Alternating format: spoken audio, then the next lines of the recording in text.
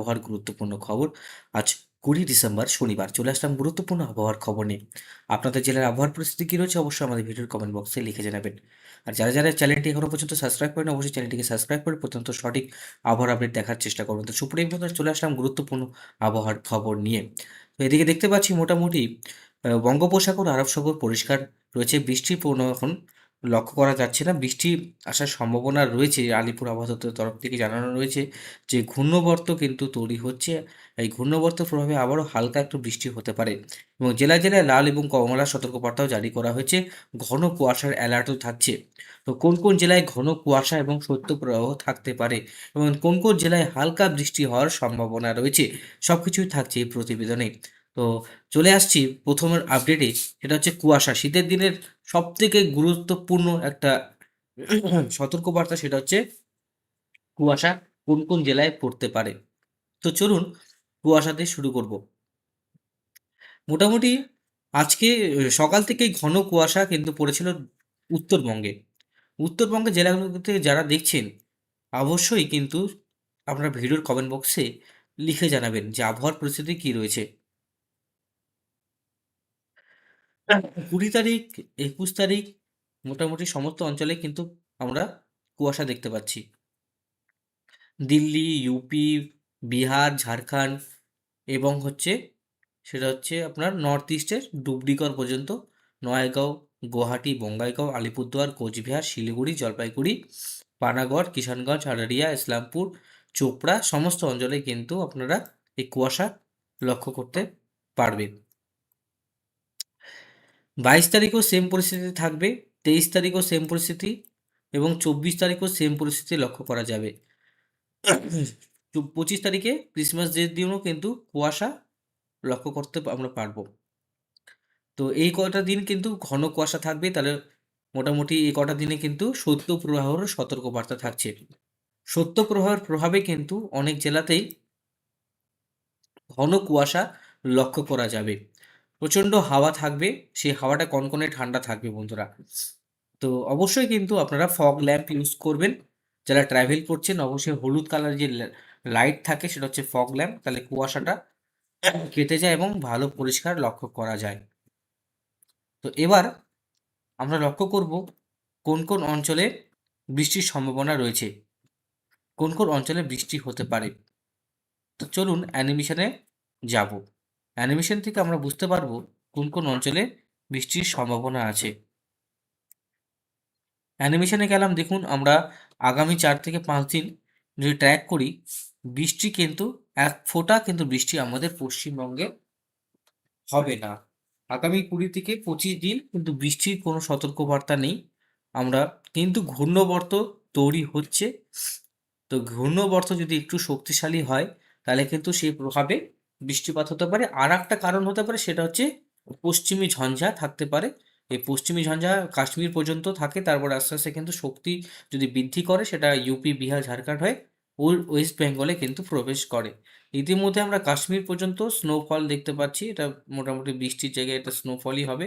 নিচের দিকে অংশ একটু বৃষ্টি, কিন্তু আপনার উপর দিকে এই অঞ্চলটাতে আপনার স্নোফল থাকবে।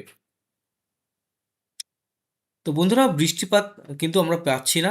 মোটামুটি তাপ তাপমাত্রা যেটা থাকবে, তাপমাত্রার দিকে আমরা একটু লক্ষ্য করব। মোটামুটি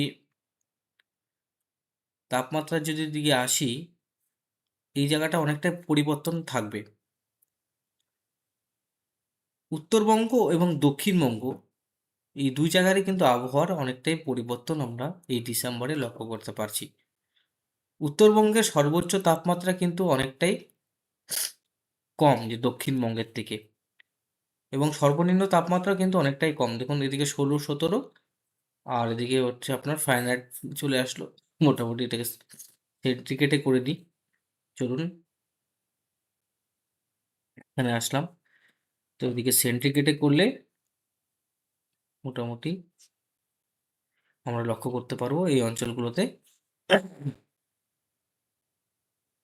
আপনার 58 ফারেনহাইট, এদিকে আপনার 62 ফারেনহাইট। তো যাই হোক, এটা আমরা সেন্টিগ্রেডে আমরা লক্ষ্য করব। এই অঞ্চলটাতে সেন্টিগ্রেডে 15 ডিগ্রি সেলসিয়াস, আর দিকে আপনার 16 ডিগ্রি সেলসিয়াস ডিসেম্বরে আমরা দেখতে পাবো। কিন্তু দক্ষিণবঙ্গের একটা চিন্তার বিষয়, দক্ষিণবঙ্গে দেখুন এখানে প্রায় এই অঞ্চলটা সবুজ, মানে হচ্ছে কি ঠান্ডা, মানে এটা হচ্ছে ঠান্ডার একটা কালার আইকন, সবুজ। এখানে সবুজ দেখছেন 12, 10, আর এখানে কিন্তু 18। আর উত্তরবঙ্গের ক্ষেত্রে এই জায়গাটা আপনার মোটামুটি 58 ডিগ্রি ফারেনহাইট, মানে ধরে রাখুন এই 10 থেকে 14 ডিগ্রির কাছাকাছি থাকবে। আমি আবার গেলাম, আবার সেটিংয়ে গেলাম, এটাকে সেন্টিগ্রেডে করলাম, তাহলে 15 ডিগ্রি কাছাকাছি আসলো। আর এই অঞ্চলটাতে মোটামুটি 19 থেকে 20 ডিগ্রি, মানে 5 ডিগ্রি ডিফারেন্স লক্ষ্য করা যাচ্ছে। এবার 3টার সময় আমরা দেখতে পাচ্ছি, ভোর 3টার সময় 17, আর এখানে হচ্ছে 13, 14, তাহলে কতটা ডিফারেন্স? উত্তরবঙ্গে এবং দক্ষিণবঙ্গে প্রায় 8 থেকে 10 ডিগ্রি ডিফারেন্স, মানে অনেকটাই কিন্তু ঠান্ডা অনুভব করতে পারবে উত্তরবঙ্গবাসী দক্ষিণবঙ্গের তুলনায়। মালদা পর্যন্ত তাপমাত্রা একই থাকবে, তারপরে কিন্তু তাপমাত্রা আস্তে আস্তে বাড়বে কমবে, সমস্ত অঞ্চলে কিন্তু ঠান্ডাটা আমরা লক্ষ্য করতে পারবো না দক্ষিণবঙ্গের ক্ষেত্রে। মালদা পর্যন্ত আমরা ঠান্ডাটা পাচ্ছি, তারপরে আস্তে আস্তে কিন্তু ঠান্ডা কমতে শুরু করছে দক্ষিণবঙ্গে।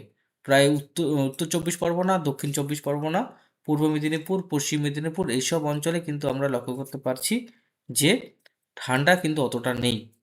মানে সমুদ্রিক উপকূলবর্তী যে অঞ্চল রয়েছে সেখানে কিন্তু আর্দ্রতার ভাব থাকবে বেশি, মানে গুমোট ভাব থাকবে। দেখুন আমি একটা ঠান্ডার একটা আইকন দেখিয়ে দিচ্ছি। দেখুন এই যে অঞ্চলটা কিন্তু ঠান্ডা, এই অঞ্চলটা গরম, এই অঞ্চলটা কিন্তু ব্যাপক ঠান্ডা লক্ষ্য করা যাচ্ছে। এই অঞ্চলটা উপর দিকে যে অংশটা রয়েছে ইউপি, বিহার, ঝাড়খণ্ড, এই অঞ্চলটা ব্যাপকভাবে ঠান্ডা লক্ষ্য করা যাচ্ছে। কিন্তু এদিকে নাগপুরের থেকে হায়দ্রাবাদ, বেঙ্গালুরুর কাছে আবার কিন্তু সেটা হচ্ছে আবার গরম আমরা লক্ষ্য করতে পারছি। তো অনেক কিছুই কিন্তু ডিফারেন্স রয়েছে আমাদের আবহাওয়ার।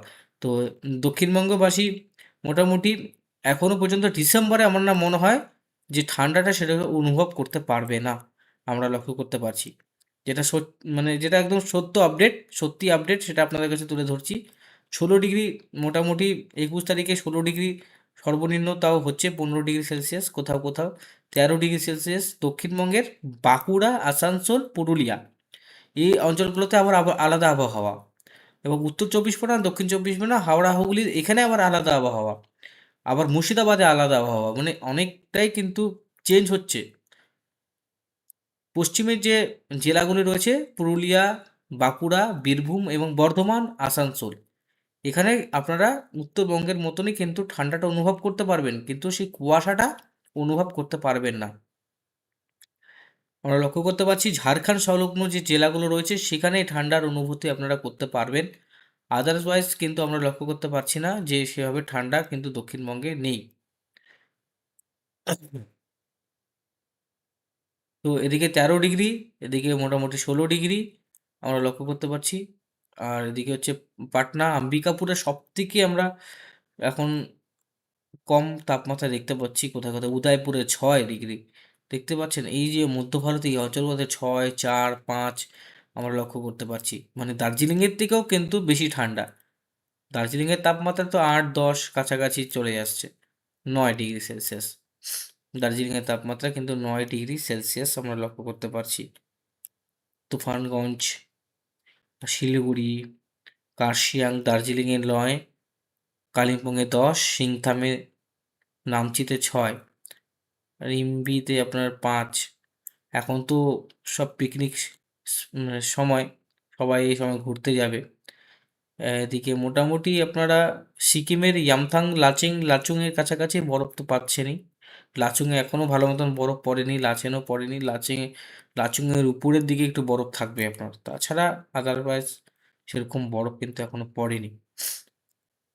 জানুয়ারি ফার্স্ট উইকে পড়ার সম্ভাবনা রয়েছে, তাছাড়া কিন্তু হতে পারে জানুয়ারি 15 থেকে 20 তারিখ। যাই হোক, দেখা যাক কি হয়, পরিবর্তন কি কি লক্ষ্য করা যায়। তো আজকের মতন এখানে সমাপ্ত করছি। ধন্যবাদ বন্ধুরা, ভালো থাকবেন এবং সুস্থ থাকবেন।